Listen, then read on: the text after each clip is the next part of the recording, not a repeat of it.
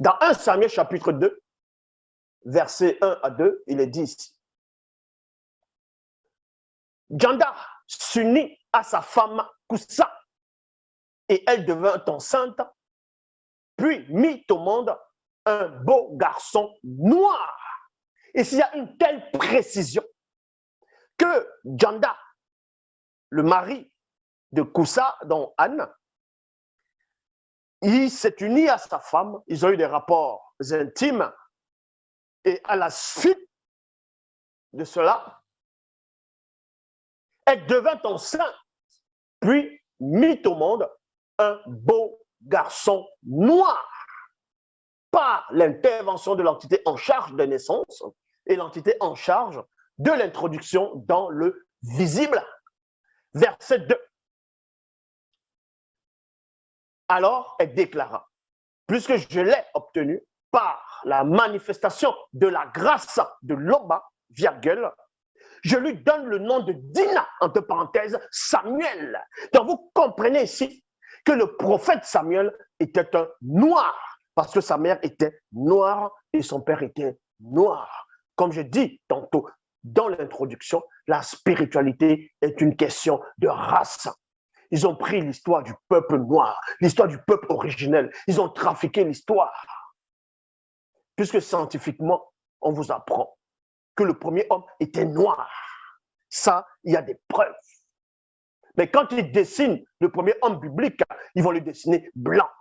Or, dans le livre de la Genèse, dans les Bibles classiques, il est dit que Dieu a dit, faisons l'homme à notre image, selon notre ressemblance.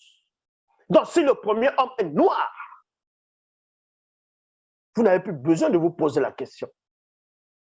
Vous savez directement qu'on faisait allusion au premier homme biblique quand on dit faisons l'homme à notre image selon notre ressemblance.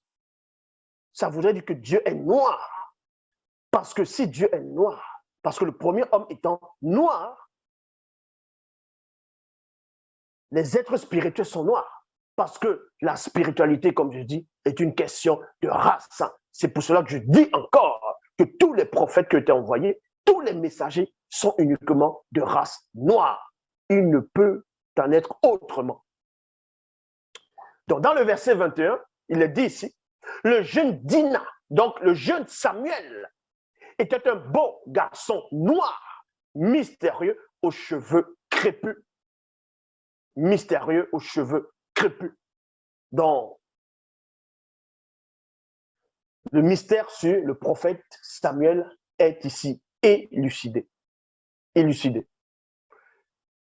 Quand vous allez dans les moteurs de recherche, vous tapez le prophète Samuel, l'image qu'on donne de lui, c'est une fausse image. C'est une image trompeuse,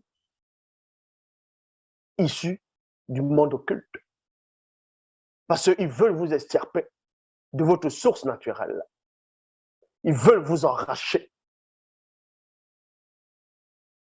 de la haute spiritualité, de la haute fréquence. Et comme je dis ici, la restauration, elle est là. Loba s'est encore glorifié